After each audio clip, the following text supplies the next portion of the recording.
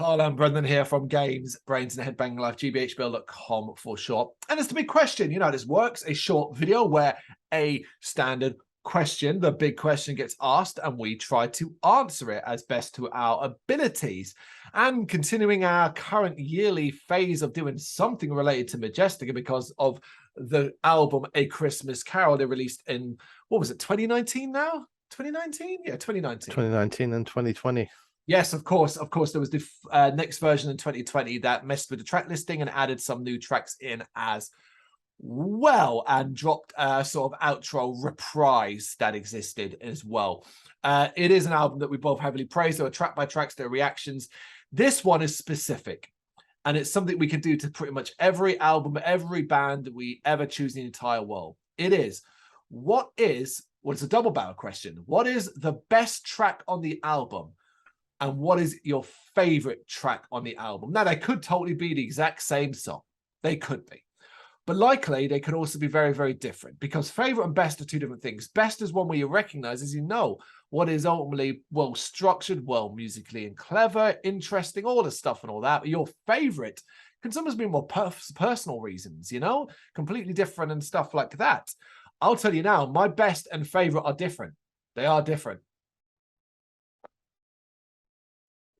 I think mine might be the same, but I might change my mind in the next few minutes. I'm still running that through in my head.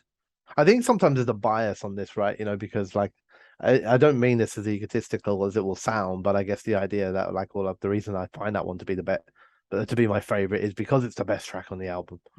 You know, but so it's hard to, I mean, I'm hoping I'm going to be explained quite clearly why mine are different, and particularly why one's my favorite, but I don't put it as the best. So we'll start off then with what we think is the best track on the album. So for me, it really is difficult because I can eliminate, it kind of comes down to a few, and it kind of comes down to everything from A Christmas Story to Glory of Christmas, to Ghost of Christmas Past, to even up to Ghost of Christmas to Come. But I settled on what I think is the best one based off. It's not just incredible structure, but it's also very tempos, how it utilizes the recognizable Christmas tunes and really molds them into a fast-paced rhythm. It's got one of my, not favorite, one of the best openings of it with Let's Go Back to Where It Started. It's the Ghost of Christmas Past. With that chorus that is incredible to sing along with. Over the hills above. It's easily, but it's also got strong riffs. It's got a good solo. It's got tons of energy, but it's also got that wonderful Christmas melodramatic. And for me, it conjures up that image of being taken by Christmas Past to those early days when it's still a little bit more lighter and lighthearted with Scrooge and sort of his memories and experiencing that energy he must have felt in his body when he's witnessing his young self and all those sort of elements. That's why for me it's the best track, because structurally and how it plays into the narrative more than any other track, I think, fuck me, this is the one, aside from Ghost of Marley, that I think fits the Christmas Carol thing maybe more than any other one. Yeah. I mean, all right, so I mean, I haven't got any. Obviously, I've got no negatives. That's the thing. Like, there is no negatives today because we both like agree this album's phenomenal. You know, there is no, oh, I don't like that one or anything like that gonna come out of this. You know, we basically could wax lyrical about pretty much every song on this album, I think, for the most part. Yeah. I agree with you. Whether or not it's my favorite, I guess we'll get to that one. But in terms of the best song on it, I do agree that Ghost of Christmas Past, I also think is the best song on this album. I think I get what you're saying, and I think I agree with a lot of it. I think I do anyway. You know, I think we're on the same sort of like reasons for appreciating it. For me, I don't really. I mean, I know the A Christmas Carol story at a high level, right? I have never, I'm not going to pretend I have read Charles Dickens' novel.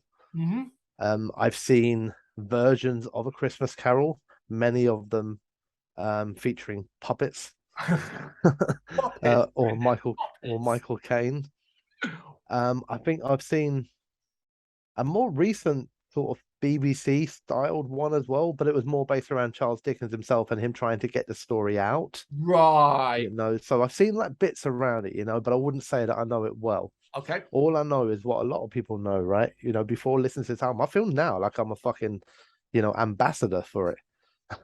But back pre-listening to this album, I would have said like, I know there's some like miserly guy called Scrooge who's really fucking mean. So like a load of ghosts come and visit him, past, present, future, tell him he's been really bad, show him what could happen if he doesn't change his ways. So he changes his ways. That's what I know.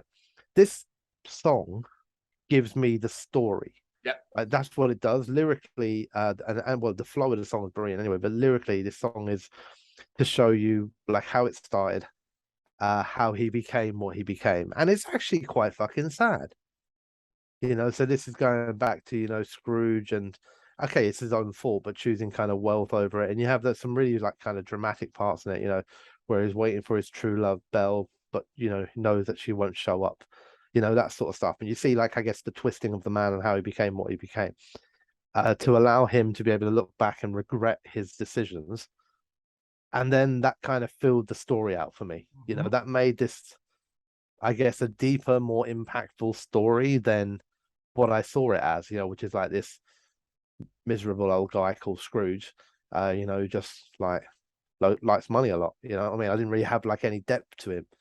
So this song gives me his depth.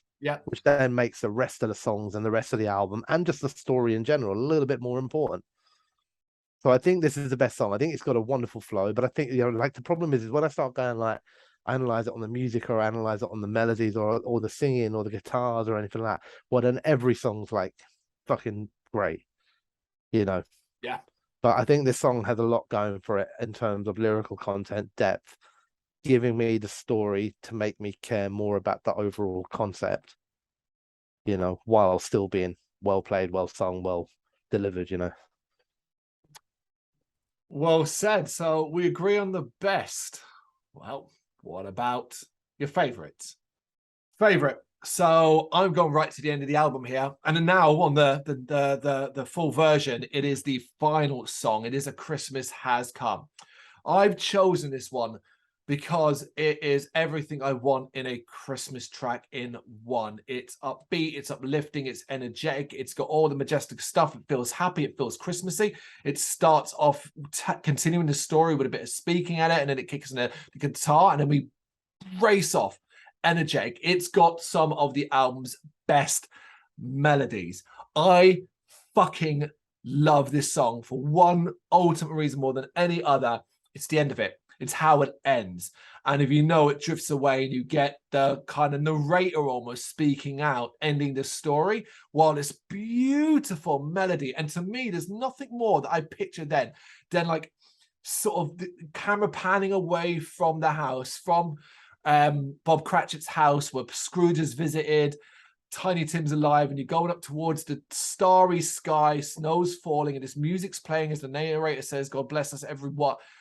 Fucking immense. It is such a captivating finish. It's so big as well because it's so grand because of how high those vocals can go. I don't mean like fucking decibel level. I'm talking about in rhythmic form towards the music. It's spectacular.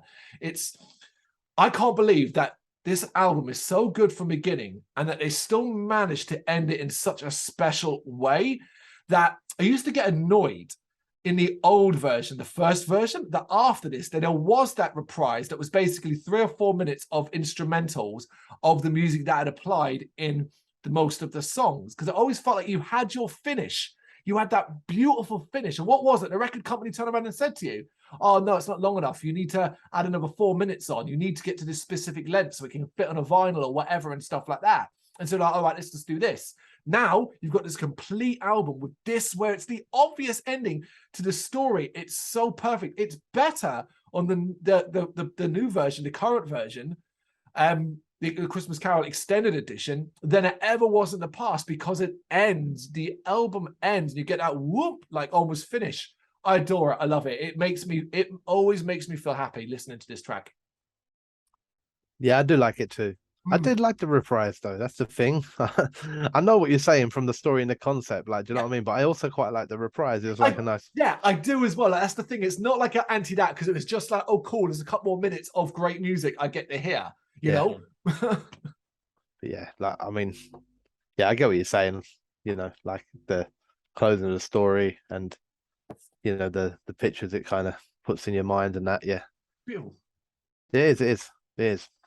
So many of the songs in this album have that impact. Not necessarily like beautiful, but like that impact. That storytelling kind of ability to make you visualize what's kind of going on and all that. Mhm. And for me, my favorite one is Ghost of Marley. Interesting. Yeah, it's always been my favorite, I think. But I mean, like, we're talking about, the pedestals are all very close to each other Yeah. here. You know what I mean? There's not like three up here and then loads down here. This is all like there. But I've always loved Ghost of Marley. It's got like the world's most exceptional lyric video. I will point that out. It was the first one I think that we ever did a reaction to. Um, I love bits that I love about it in particular, right? I love the second vocalist, the one who plays Marley. Okay. Yep. So that you got that kind of back and forth. I absolutely adore such a stupid thing, but the very first verse when he introduces himself and he says, "This is Jacob Marley," and that kind of big epic kind of thing, like that I love those little moments, right? Like a lot of the album, and this is where it's difficult sometimes to like pinpoint like between different songs, like the speed, I guess, and the flow of the lyrics and the way that it's all delivered is so important. And I love what this has got. I think the chorus in this is brilliant because it uses like obviously um unique lyrics or bespoke lyrics, but over the melody of a traditional Christmas song. Mhm. The Deck the Halls. So uh it's the little touches like that which I guess give you that kind of little subconscious ring of familiarization in the back of your mind, but while you're listening to something brand new. But then it's almost like the first time I heard this song that I didn't really necessarily like it makes it feel familiar to you, like, you know what I mean? It's not because it's a brand new song. I've never heard this song before, but Mhm. I'm hearing melody that I recognize. And it also has a really really fucking cool kind of back and forward between the guitar and the bass Mm. in it as well. So it's got a lot going for it, this song. Um, yeah, so my favorite. It's. I think you'd agree, and I think we've said it several times already, so it's worth mentioning again. Is that it's not that they're interchangeable, but it's the bar is so fucking high that even as I was saying it, I'm thinking, oh man, I should have chosen something else or something like that Mm, because I feel like already I don't want to talk dirty because I'm thinking about just how great Christmas Story is because of how it uses "Oh Holy Night" and that melody yeah, stuff like that, which is what yeah. gobsmacking moment I remember. The other, I mean, even while I was talking about the Ghost of Marley, I was debating about Ghost of Christmas to Come Ooh. because it's got a really kind of unique, almost Tim Burton Nightmare for Christmas s sort of delivery and flow to it, which is really, really fucking cool and catchy, you know? Yeah, because that's the one that uses Kill the Beast, isn't it? Yes, Yeah, that's right. Yeah, that rhythm, which is very unlike anything else on the album. So it's kind of unique in that yeah. fashion. I mean, look, we know this, and I think I know we're not alone in this because I've seen other comments and people online talk about this album. I know people know anyone who's heard this album knows this is the shit. This is the bar for Christmas albums. Uh, One of those bars that maybe for the rest of my life I have to judge things that that. Well, I know no one's going to be as good as Majestica, so I have to now operate like below that bar. Yeah, yeah. That's the thing. We do that for individual songs as well, but that's for another video. What I want to ask you, I'm going to throw out a sneaky extra one, and it can be as brief as it need be, and you may have none at all, but I wanted to ask it. It just kind of came into my head there. In addition to the best and favorite, what is the one track that you skip more than any? Okay. And this is only because I prefer the upbeat, peppier songs on the album. That's it. Because it's a fucking beautiful song. It's absolutely lovely. And I don't always skip it. That's the thing. Like, you're right. I would definitely skip it more than the others, but it is The Joy of Christmas. Yeah. Yeah. Still a great song. Still a great song. But, when I got like, well, Go to Christmas Present is coming next, man. Do you know what I mean? I ain't going to wait. It's that this album is what is it now? 44 minutes. And sometimes, like recently, my driving to work, the shifts I was going in was taking around 35 minutes. If I skip The Joy of Christmas, I can get to the end before I get to work. So I'm almost always, and I'm the same. I don't always skip it, but I'm not, as we said already, as you already said there, I'm not always the biggest fan of the sort of hyper melodramatic, slower toned ones. While this is brilliant in its own right, it's one I skip definitely more than any other. I'd even give the new ones, the ones from the extended edition, those new tracks, Gloria Christmas, and as it goes to Christmas present, no, this Christmas, sorry, This Ghost of Christmas Present was, of yeah. course, in the original. This Christmas, I found ways to enjoy them, because initially listening to them when you've been listening to the original version so long was quite off-putting to me. But I've kind of It felt like intruders, man. Yeah, intruders. Like, do you know what I mean? It was like get off my album. Who the fuck is this? And I wasn't too sure, like, I actually liked them or understood why they needed to be there, because I felt like, I guess it's because we felt the first release was so complete that to then go and say, oh, I've got more chapters to the story, it'd be like, what? You know. But yeah, I like them now. You know, I do. And yeah, I mean, it's a weird thing to say, because this is genuinely not a dislike of the track. It is just that it is. You know, I listened to it on vinyl the other day. I ain't running down to try and like skip the needle over The Joy of Christmas. Do you know what I mean? So it doesn't bother me in that way. It's just like if I'm in the car, I can't help it, man. Like, do you know what I mean? I mean, I'll do it with other songs. Don't get me wrong. I'll do it with other songs. I might like skip the beginning of it because I just want to get like straight into Ghost of Marley, for example. You know. But yeah, Joy of Christmas would be the most skippable track, I guess. Fair enough. I agree. I figured I actually expected that answer because it was mine as well. That's our best, favorite, and skippable tracks on Majestica's A Christmas Carol. What do you reckon? Do you think we talk about it too much? Do you think we're a little bit over the top about it? You kind of mare on it? I'd love to get you to explain why. You know what to do. Let us know in the comments.